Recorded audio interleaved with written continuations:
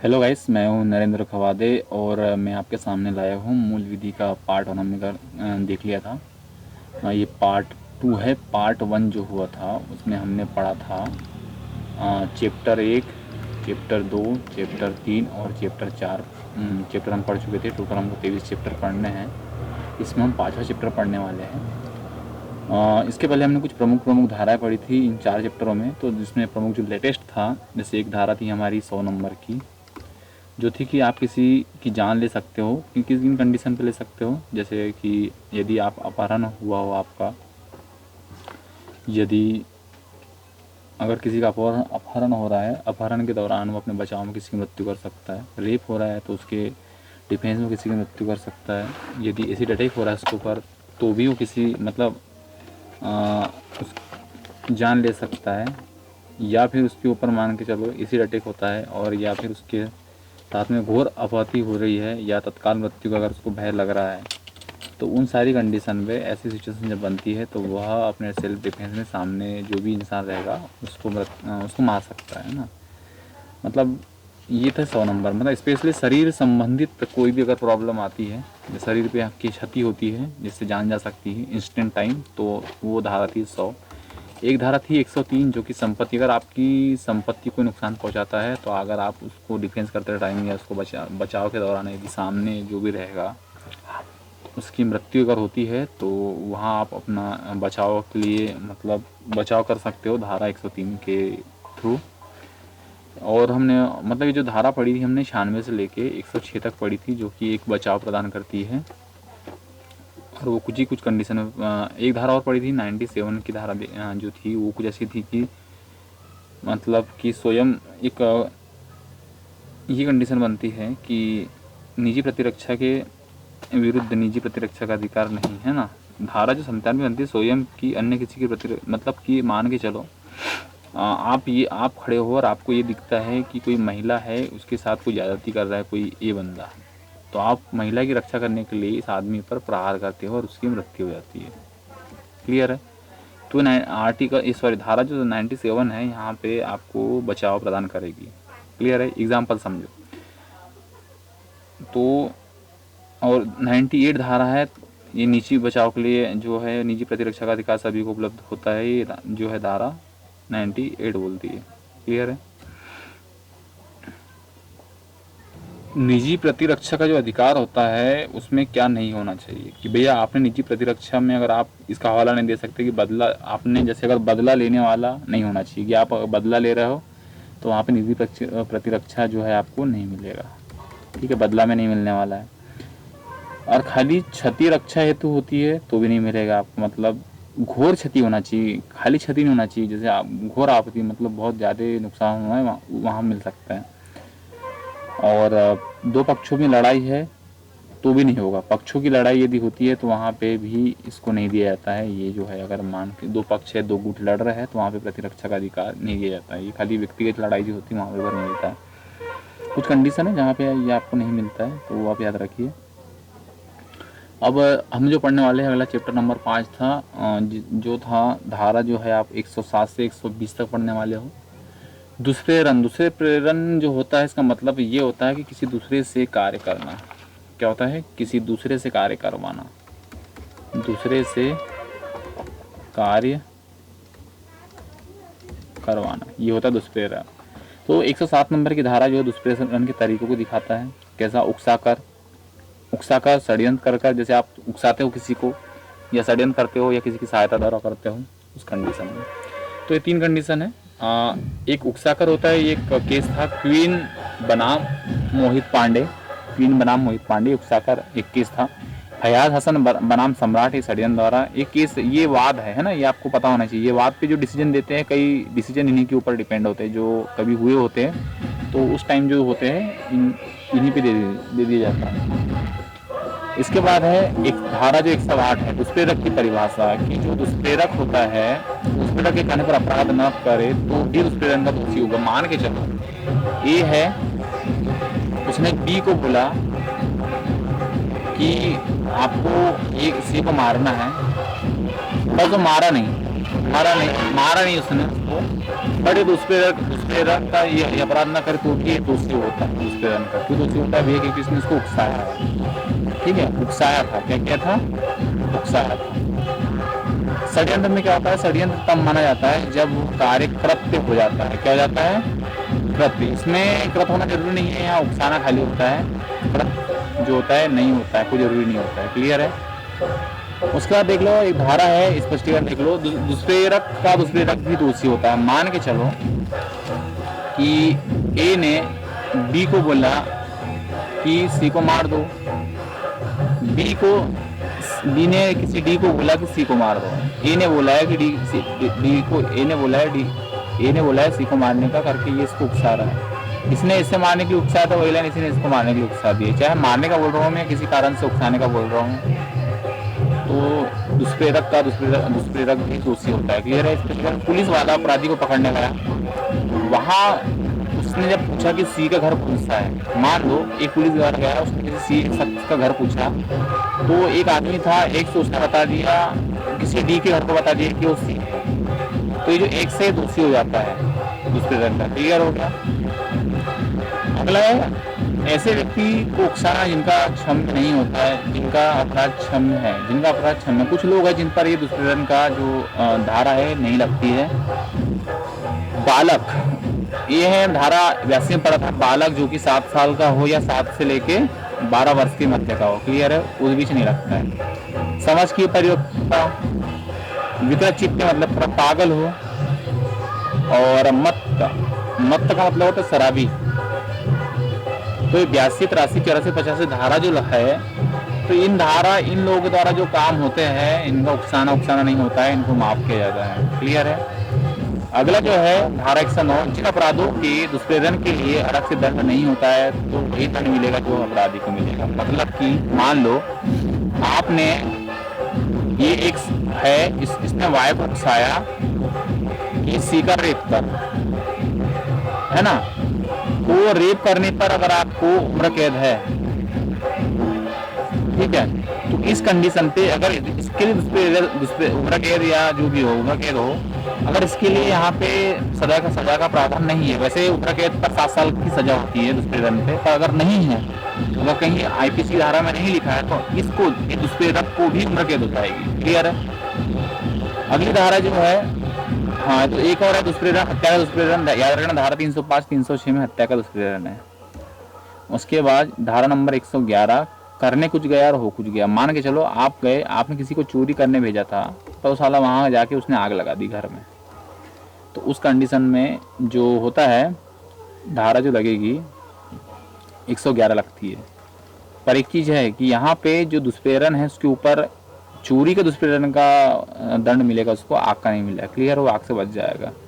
अगला है धारा 114 की अपराध के मौके पर दुष्प्रेरक की स्थिति, तो वही दंड मिलेगा। कहने का मतलब ये है कि एक्स ने यदि वाई को जेड को मारने के लिए भिजवाया और एक्स भी पहुंच जाता है वहां पे, एक्स भी पहुंच जाता है, तो उसके ऊपर फिर उसको दुष्प्रेरक का दंड नहीं मिलेगा, इसको अपराधी का दंड मिलेगा, क्योंकि ये खुद वहां पहुंच चुका है जगह पे। क्लियर हो गया? ये है धारा नंबर 114। फिर धारा नंबर 115 की दुष्प्रेरक ऐसे अपराधों के लिए उकसाता है जिसका दंड मृत्युदंड या आजीवन, जैसे रेप हो गया, मर्डर हो गया, ऐसे के लिए उकसाता है, तो और कार्य पूरा ना हो तब भी उसको 7 साल की सजा मिलती है। याद रखिए, कार्य पूरा ना हो तब भी उसको 7 साल की सजा मिलती है। अगला है धारा 116 की दुष्प्रेरक ऐसे अपराध दंड कारावास कार्य पूरा ना हो, कि दुष्प्रेरक ऐसे अपराध करता है। धारा 16 क्या बोलती है? मान के चलो कि आपने एक चौकीदार रखा है कि वो चोरी रोके, बट वो हेल्प करता है, गेट खुला छोड़ देता है चोरी के लिए।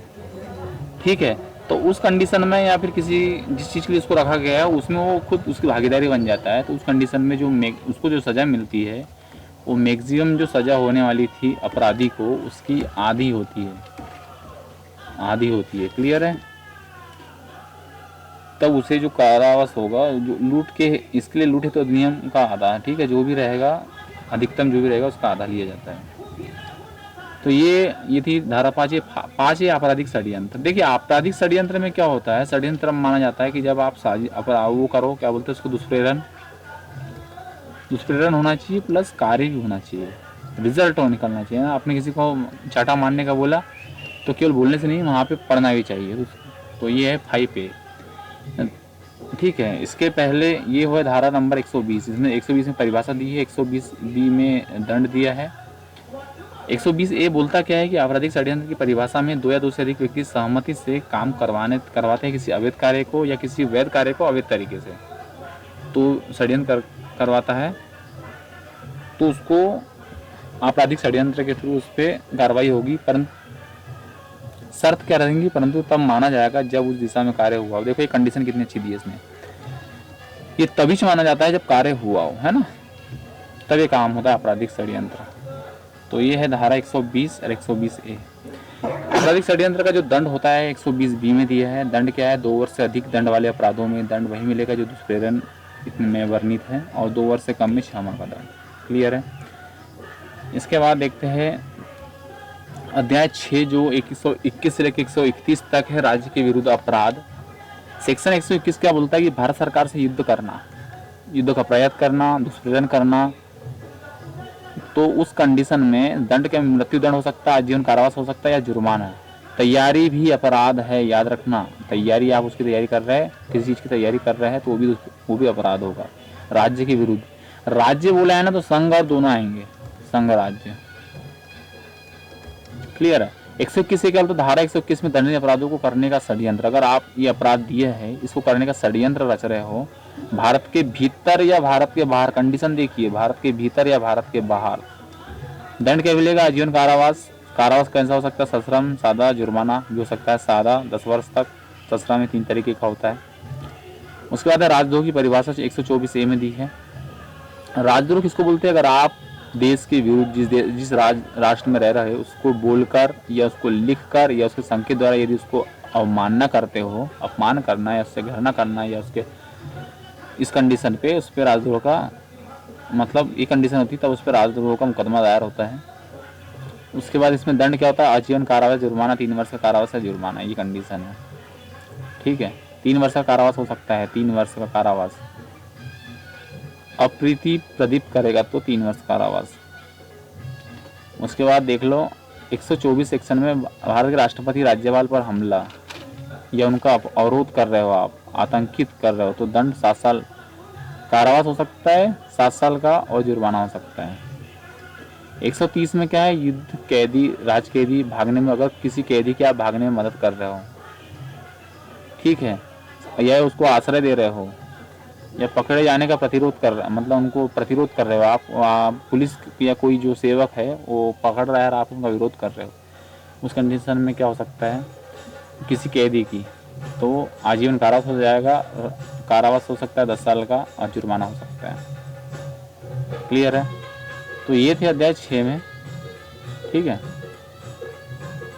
ये रही अध्याय 6, 124, 130, ठीक है, ये राज्य के विरुद्ध।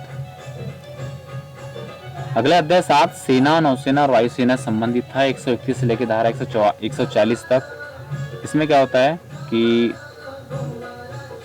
सेक्शन 131 बोलता है कि विद्रोह का दुष्प्रेरण सेना, नौसेना या वायुसेना के किसी अधिकारी सैनिक को विद्रोह के लिए भड़काना, जो है विद्रोह का दुष्प्रेरण जो है किसी उनके अधिकारी को भड़काना, सेक्शन 131। और यदि 100 भड़काने के फलस्वरूप यदि कुछ हो जाता है, अगर विद्रोह हो जाता है, तो उस कंडीशन में मृत्यु दंड मिलता है। क्लियर है। इसमें तो आजीवन कारावास और 10 दिन का ही है, इसमें मृत्यु दंड मिल जाएगा आपको अगर वो विद्रोह हो गया तो। 133 में सेना, वायुसेना सैनिक अपने अधिकारी पर हमला कर देते, खुद के अधिकारी पर, तो 3 वर्ष का कारावास या जुर्माना। 135 में सेना जो है, नौसेना के अधिकारी है, वो सैनिक दुष्प्रेरित भाग जाते हैं, है ना, अपनी नौकरी छोड़ के या वहाँ से भाग जाते हैं, दुष्प्रेरित हो जाते हैं, तो उन पे 2 वर्ष का कारावास या जुर्माना कुछ लग सकता है। 140 सेक्शन बोलता है कि जो डिफेंस जो आर्मी होती है द्वारा उपयोग की जाने वाली वर्दी अगर आपने धारण कर ली है, कुछ चीज़ें उनकी, तो सेक्शन 144 के थ्रू आप पे कार्रवाई होगी।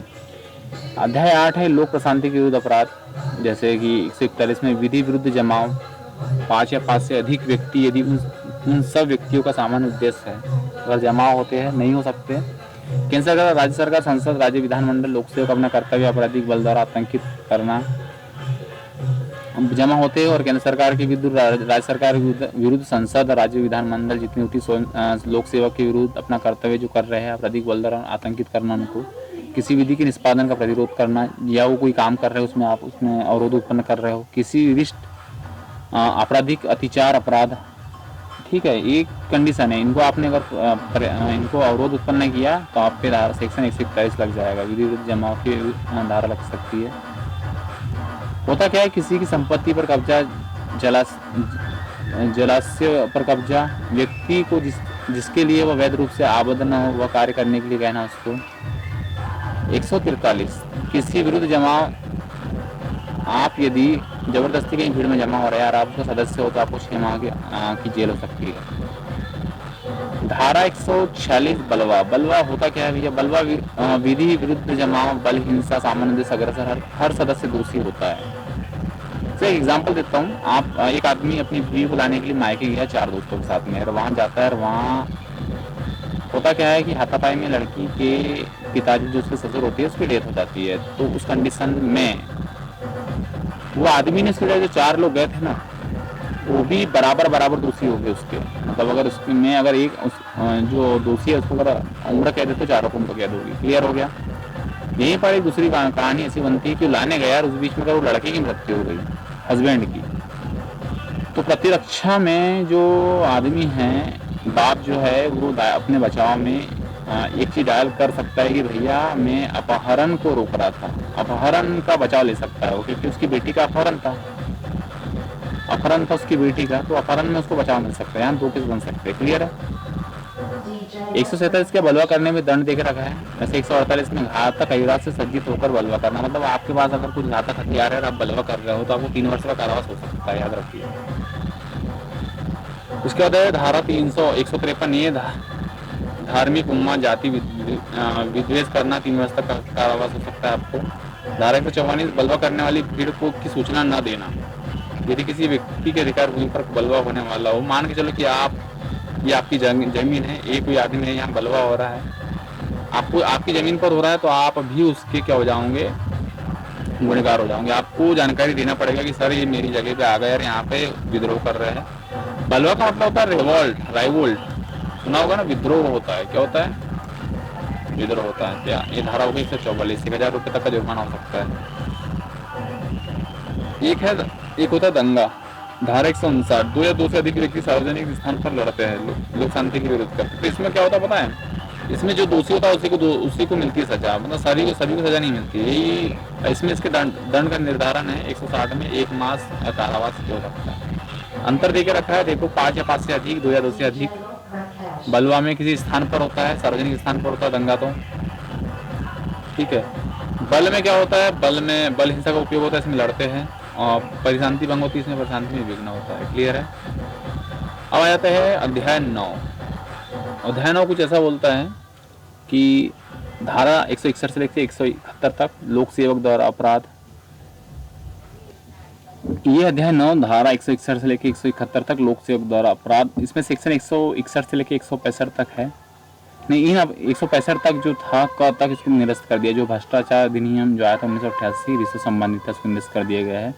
166 ये है कि लोक सेवक जो विधि के अधीन के निर्देशन की अवज्ञा करता है और वो अपराध स्त्री संबंधित हो, जैसे एग्जाम्पल के लिए धारा 326A एसिड अटैक होता है किसी महिला पे, ठीक है, और वो उसकी FIR नहीं लिखता हो या उसकी हेल्प नहीं करता हो।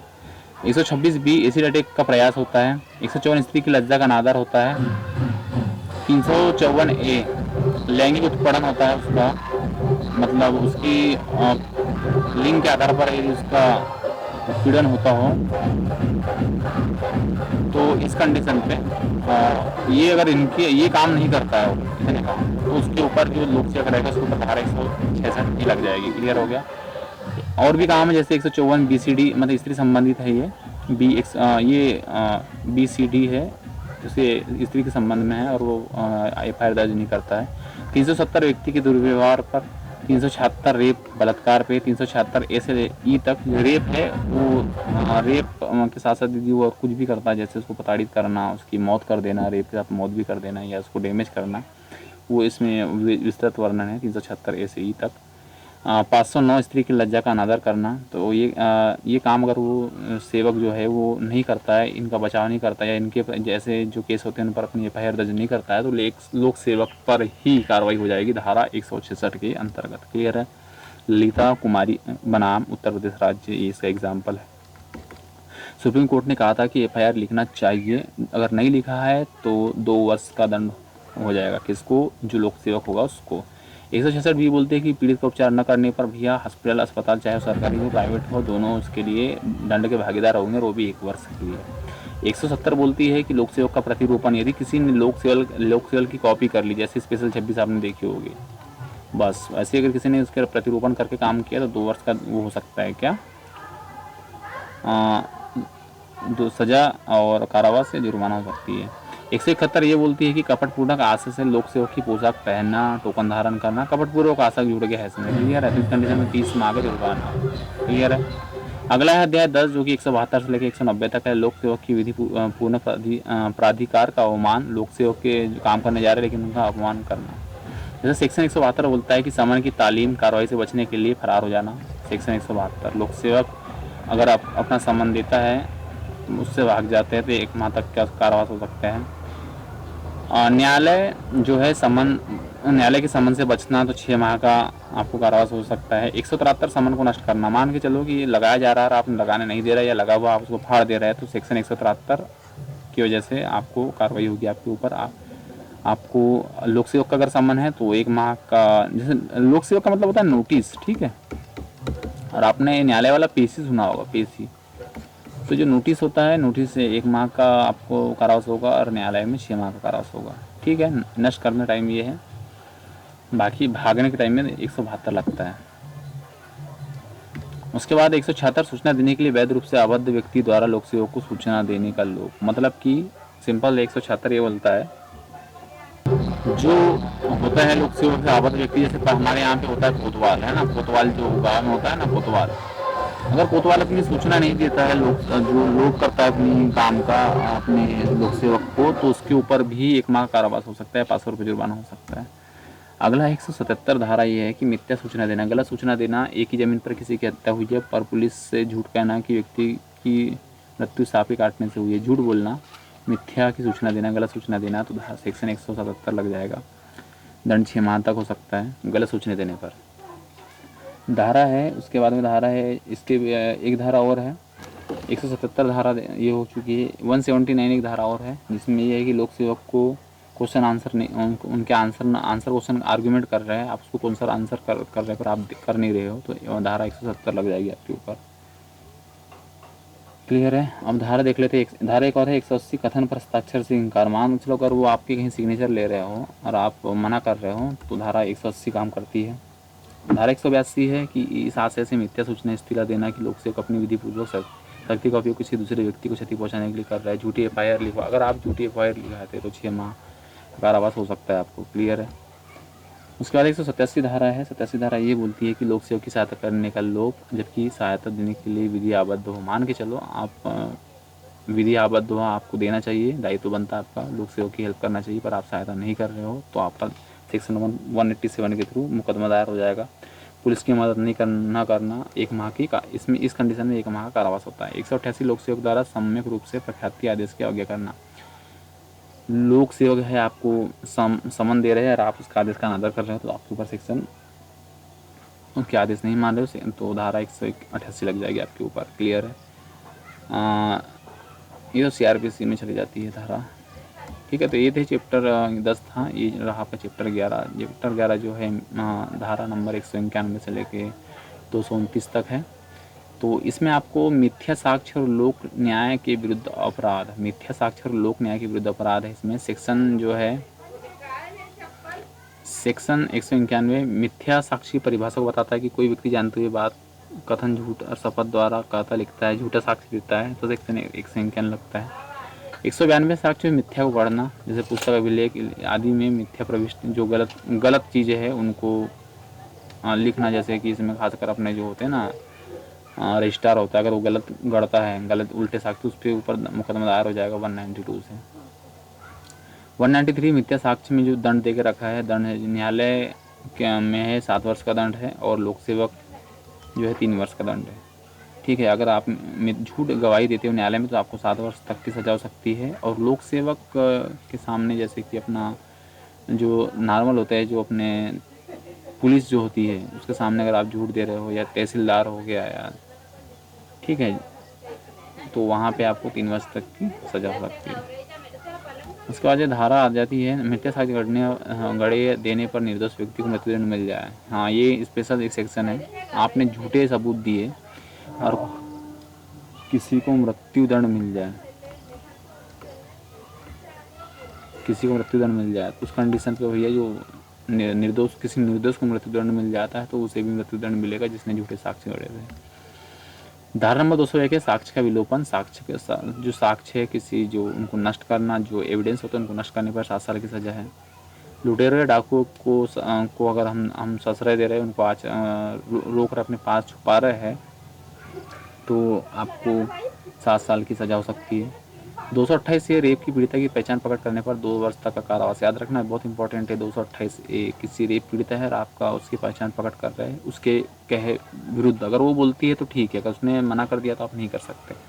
तो 228 एक्शन वो लग जाएगा आपके ऊपर सेक्शन।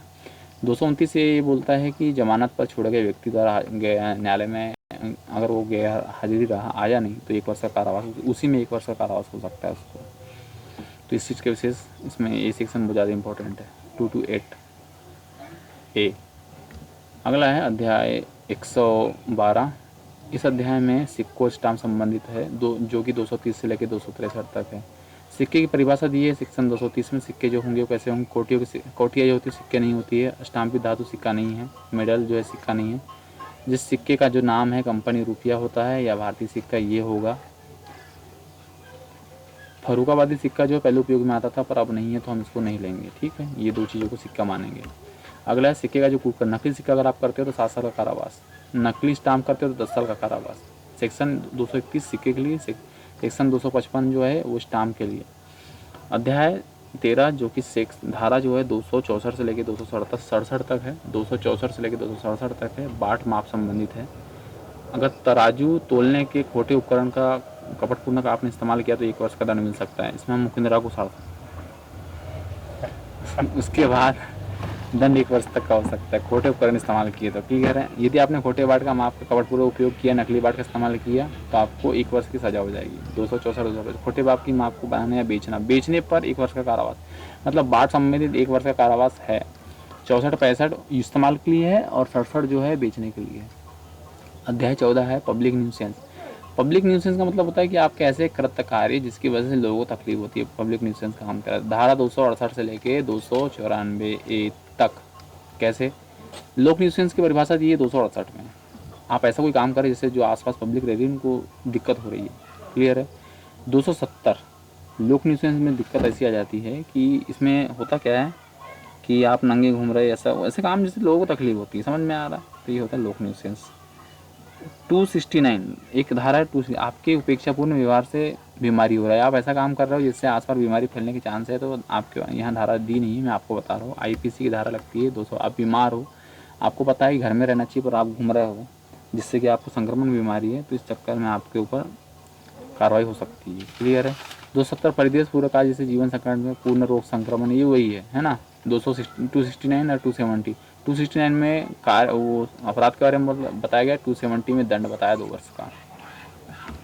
अगला और इसमें क्या है 272 विक्रय के आसहित खाद्य पेय अमिश्रण अपाय खाद्य मिला, कोई चीज़ आप मिलाते हैं, मिलावटी चीज़ दी आपने, तो वहाँ पे भी अगर जिससे नुकसान हो रहा है तो 272 धारा लग जाएगी। क्लियर है। ये उत्तर प्रदेश संशोधन आजीवन कारावास भी हो जाता है इसमें, है ना। और अगला है 277 जो धारा है, 277 धारा ये है कि लोग जल स्रोत या जलाशय का जल कूल ऐसा कोई आप कर रहे हो जिससे कि जहाँ पानी है वो गंदा हो रहा है, ठीक है, जलाशय का पानी गंदा हो रहा है, तो वहाँ 3 माह का कारावास हो सकता है आपको। उसके बाद है 277 278 278 है वायुमंडल को आप नुकसान पहुंचा रहे हो, वायुमंडल में धुआं फैला रहे हो, जानबूझकर ऐसा कोई काम कर रहे हो तो आपको 500 रुपये तक का जुर्माना हो सकता है। खुले में आप आग लगा रहे हो तो ये सेक्शन 278 के थ्रू क्लियर है। सेक्शन 279 लोक मार्ग पर उतावलेपन से वाहन चलाना, हाँकना, लापरवाही, उल्टा सीधा गाड़ी भगाना, है ना, मोरेश्वर डोंगरी बनना, इस कंडीशन में आप पे 279 की सेक्शन लग जाएगा।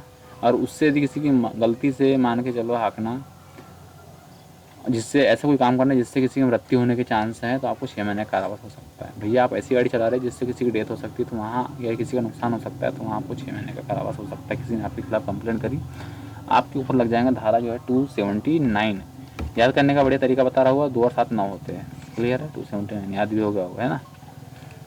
अगला है सेक्शन 293 तरुण व्यक्ति को अश्लील वस्तु की, एक आदमी है जो अश्लील पुस्तकें बेच रहा है 20 वर्ष से कम लोगों के बच्चों को, है ना, तो वहाँ पे भी उसके ऊपर 7 वर्ष का कारावास हो सकता है, क्लियर है।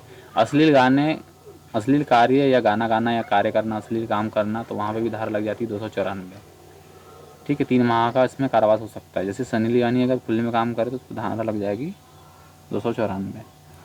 अगली धारा है 294 अवैध रूप से लॉटरी कार्य 6 माह कारावास। मतलब अवैध रूप से अगर आप ऐसे काम कर रहे हो जैसे लॉटरी लग जाना 294, तो इस कंडीशन पे अश्लील गाने, गाली दे रहे हैं आप जैसे, लॉटरी का 294 में अश्लील गाने वाला है ना, 294 अश्लील गाने, 294 ए में अवैध रूप से लॉटरी कार्यालय। अगर आप आपके पास लॉटरी कार्यालय नहीं है पर आप वो काम कर रहे हो तो आपको 6 महीने कारावास हो सकता है।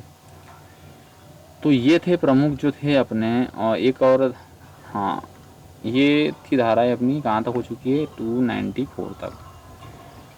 जो 15 चैप्टर 15 है हमारा चैप्टर, ये पार्ट 15 है, ये है जो धारा है हमारी, वो बताता है 295 से लेके 298 तक धारा है जो धर्म संबंधित है। क्या है?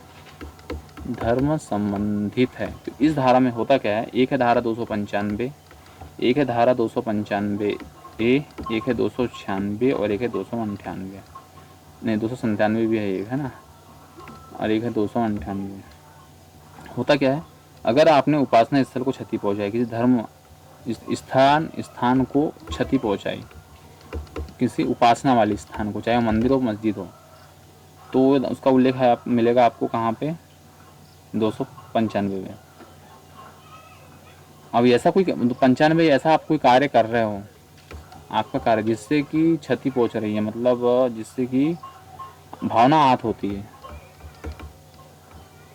भावना आहत हो रही है, तो आप पे धारा लग जाएगी 295। 296 क्या होगा, आप कोई धार्मिक जुलूस निकल रहे हो और वहाँ विघ्न डाल रहे हैं, जुलूस निकल रहा है और वहाँ आप क्या कर रहे हैं, विघ्न डाल रहे हो उस जुलूस में, धार्मिक जुलूस में विघ्न डाल रहे हो, तो धारा 296 लग जाएगी आपके ऊपर। 297 कब्रिस्तान में अत्याचार कर रहे हो, कोई कब्रिस्तान है और वहाँ पर जबरन कुछ भी उनको उखाड़ना, फेंकना, तोड़ना कर रहे हो, तो उसके लिए अलग से धारा बनी 297।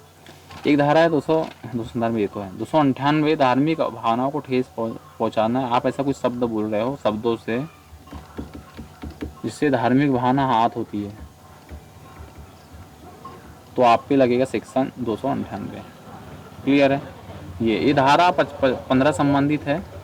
उसके बाद अपनी जो धारा 16 है, ये 15 चैप्टर संबंधित है। इसमें 296 ये लिखा है यहाँ पे ना, 296 धार्मिक जमाव में विघ्न करना, धार्मिक संस्कार वैध रूप से विघ्न डालना, 1 वर्ष का इसमें आपको दंड मिल सकता है। 297 कब्रिस्तान आदि में अत्याचार करना, मानव स्व अवहेलना, 1 वर्ष की सजा हो सकती है। तो ये थे हमारे चैप्टर 15 जो थे, टोटल चैप्टर 15 हो चुके हैं। अगले वीडियो हम देखेंगे चैप्टर 16। Good day.